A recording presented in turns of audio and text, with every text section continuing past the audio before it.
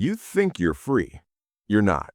Every choice you made today was handed to you by someone else, and you didn't even notice. The setup.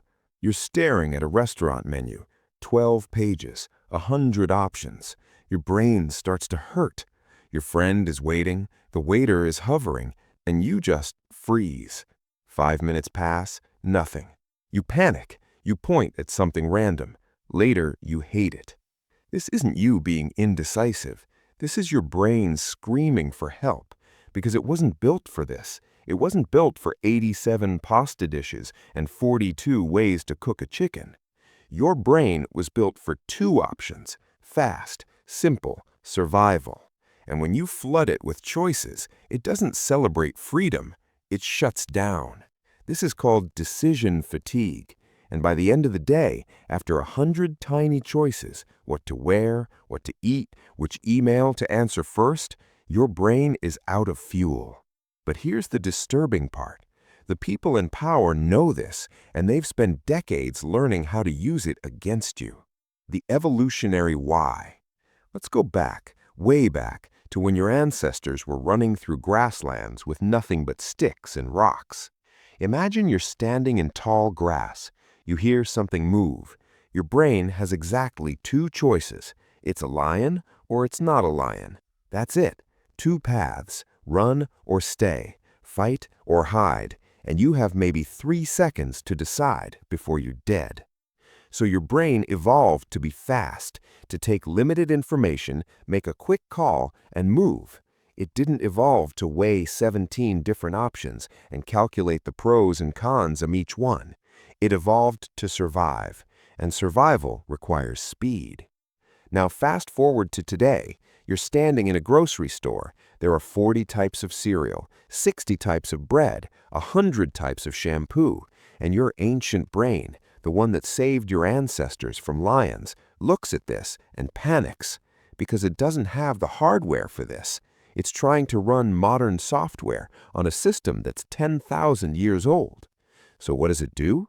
It either picks randomly, picks nothing, or picks whatever's easiest.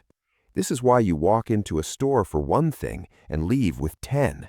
Not because you wanted them, but because your brain was too tired to say no. And this is why marketers love decision fatigue. They know that by the time you get to the checkout, your brain is fried. So they put candy there, magazines, impulse buys, because they're not asking your smart brain to decide. They're asking your exhausted brain.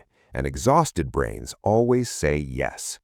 But it's not just candy. This same trick is used to control your job, your relationships, your entire life. The retail prison. Let's talk about a specific building. You've probably been there. A giant furniture store. The one with the blue and yellow logo. The one that smells like meatballs and broken dreams.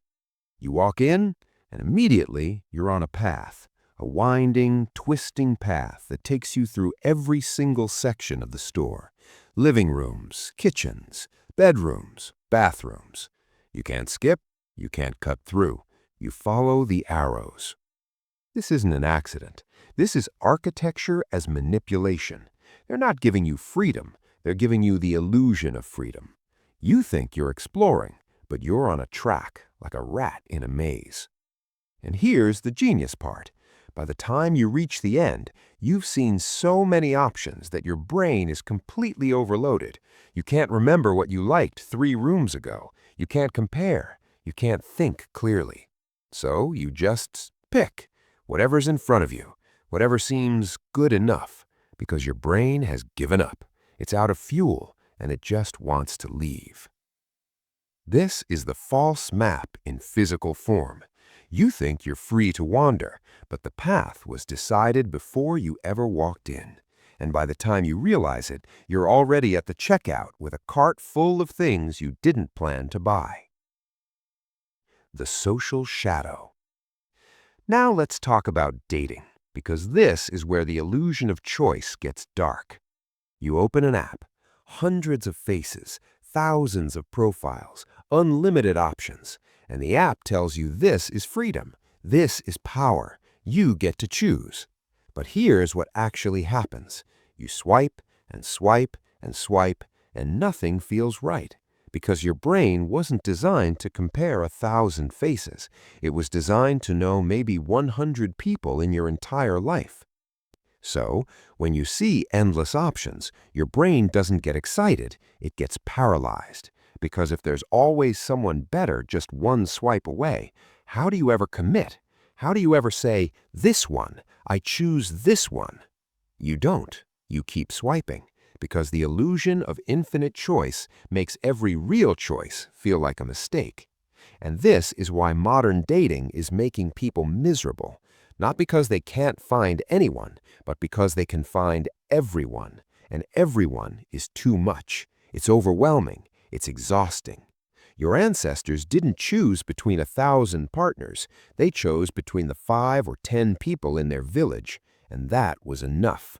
Because choice isn't freedom when it's infinite. It's a prison. The apps know this, but they don't care.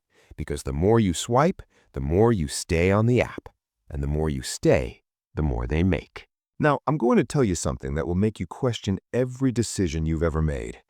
There's an experiment. A researcher shows you 2 pictures of faces, 2 women or 2 men, doesn't matter, and they ask you to pick which one you find more attractive. You look, you think, you choose. Let's say you pick the one on the left. The researcher smiles. They hand you the picture you chose, except they don't. They switch it. They give you the picture on the right, the one you didn't choose. And here's where it gets disturbing. Most people don't notice. The researcher then asks, "So, why did you pick this one?" And you answer. You make up reasons. "I like the smile. The eyes are kind. The face feels warm." You justify the choice. But you never made that choice. Someone else made it for you. And your brain didn't just accept it. Your brain rewrote history to make you believe you chose it. This is called choice blindness, and it reveals something terrifying about how your mind works. You don't choose first and then justify. You justify first and then believe you chose. Your brain is so desperate to feel in control that it will lie to you. It will invent memories. It will create reasons for decisions you never made. And once you realize that, you have to ask yourself, how many choices in your life were actually your choices, and how many were just handed to you by someone else, while your brain made up a story to protect your ego? The false map revealed. So let's talk about how this is used against you every single day. Someone wants you to do something. Let's say your boss wants you to stay late. They could demand it, but that creates resistance. You'd push back. You'd feel controlled. So instead, they give you a choice. Do you want to stay until 6 or 7? Notice what just happened. They didn't ask if you'd stay. They asked when. And because your brain saw 2 options, it felt like a decision, like you had power. But you didn't. The real choice, whether to stay at all, was never on the table. They removed it, and you didn't even notice. This is the false map. You're given 2 roads, but both roads go to the same place. The illusion isn't that you picked a road. The illusion is that there were other roads to begin with. Politicians do this. Do you want higher taxes or fewer services? What they're not offering is option 3, less waste. But by framing it as A or B, they make you forget C exists. Salespeople do this. Do you want the red one or the blue one? Not, do you want to buy this at all? Just which color? Because once you pick a color, you've already agreed to buy. Parents do this. Do you want to clean your room now or after dinner? The kid feels empowered, but the parent already won. The person who controls the options controls the outcome. And if you don't see the frame, you'll never escape it.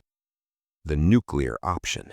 So, how do you fight back? How do you break the spell when someone hands you a false map? 3 words, that's all you need. What's the alternative? Someone gives you 2 options, you ask for the third. They say, do you want to do it this way or that way? You say, what's the alternative? Watch what happens. They'll freeze, they'll stutter, because you just exposed the trick. You just called out the frame. And the second you do that, the power shifts. Now you're controlling the conversation. You're deciding what the options are. Your boss says, do you want to work Saturday or Sunday? You say, what's the alternative?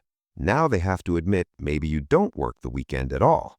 Your partner says, do you want to move here or there? You say, what's the alternative? Now the conversation opens. Maybe you don't move. Maybe you do something completely different. The false map only works if you accept it. The second you question it, the whole thing collapses. So stop accepting the options people hand you. Stop living inside someone else's frame, because the person who controls your choices controls your life. And if you don't take that control back, someone else will keep it forever.